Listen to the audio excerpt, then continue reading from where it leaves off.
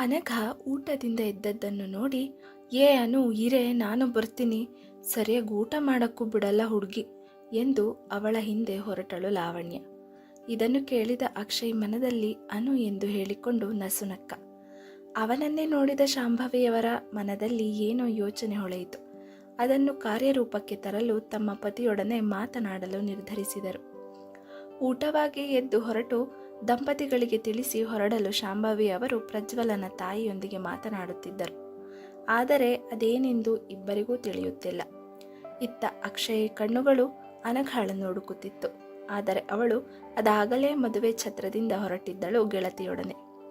ತನ್ನ ತಾಯಿ ಬಂದ ನಂತರ ಹೊರಟು ಮನೆ ಸೇರಿದ್ದರು. ರೂಮಿಗೆ ಬಂದವನೇ ಅವಳ ನಗುವನ್ನು ಮೆಲುಕು ಹಾಕುತ್ತಿದ್ದ.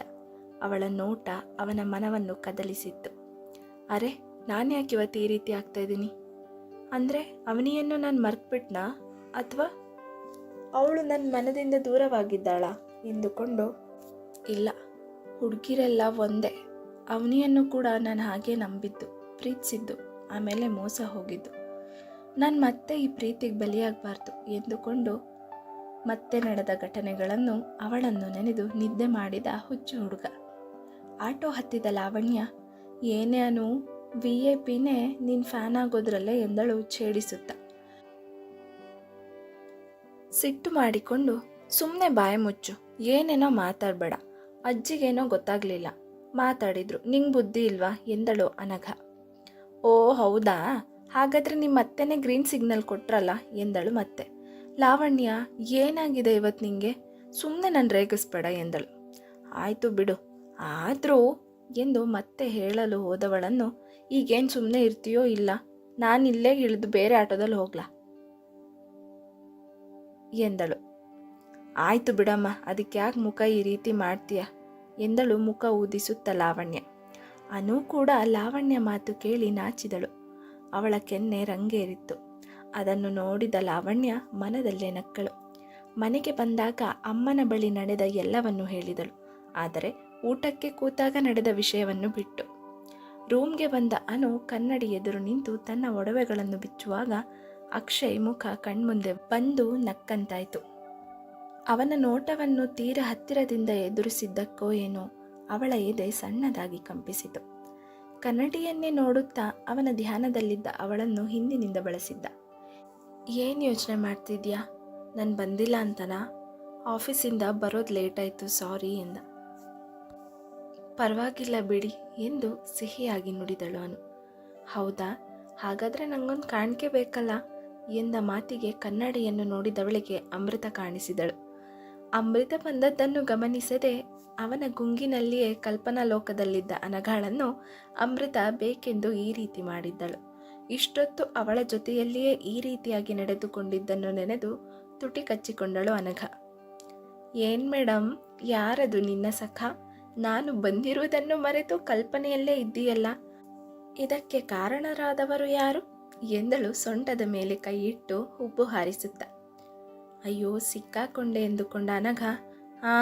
ಆ ಥರ ಯಾರೂ ಇಲ್ಲಮ್ಮ, ನೀನು ಡ್ರಾಮಾ ಮಾಡಿದ್ಯಲ್ಲ, ಅದಕ್ಕೆ ನಾನು ಕೂಡ ಡ್ರಾಮಾ ಮಾಡಿದೆ ಅಷ್ಟೆ ಎಂದು ಅವಳ ಮಾತಿಗೆ ನಿಲ್ಲದೆ ಬಟ್ಟೆ ಹಿಡಿದು ಬಚ್ಚಲ ಮನೆಗೆ ಓಡಿದಳು.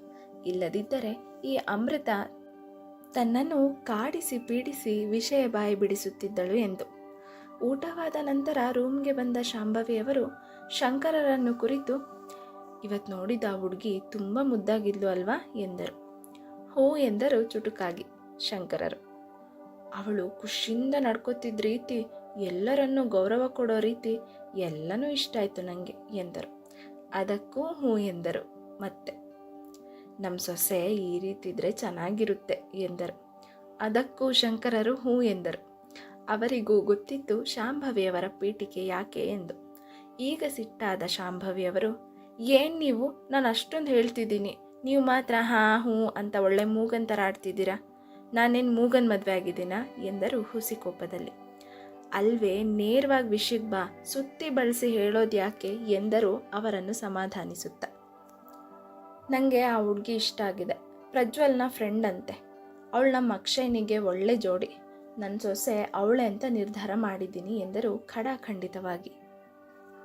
ಅಯ್ಯೋ, ಏನು ನೀನು ಸೊಸೆ ಅಂತ ನೀನು ಅಂದ್ಕೊಂಡ್ರೆ ನಿನ್ನ ಮಗ ಒಪ್ಪಾರ್ದ ಆ ಹುಡುಗಿ ಒಪ್ಪಬಾರ್ದ? ಎಲ್ಲದಕ್ಕೂ ನೀನೇ ನಿರ್ಧಾರ ಮಾಡಿದರೆ ಅಕ್ಷಯನ ಒಂದು ಮಾತು ಕೇಳಬೇಕು ಎಂದರು ಗಂಭೀರವಾಗಿ. ಅದೆಲ್ಲ ನಂಗೆ ಗೊತ್ತಿಲ್ಲ, ಈ ಮದುವೆ ಆಗಲೇಬೇಕು ಅಷ್ಟೆ. ಅವನಿಗೆ ಹೇಳಿದ್ರೆ ಒಪ್ಪಲ್ಲ, ಅದಕ್ಕೆ ನಾವೇ ಮೊದಲು ಹೋಗಿ ಅವ್ರ ಮನೆಯವ್ರನ್ನ ನೋಡಿ ಮಾತುಕತೆ ಮುಗಿಸೋಣ, ಆಮೇಲೆ ಅಕ್ಷಯನಿಗೆ ಹೇಳೋಣ ಎಂದರು.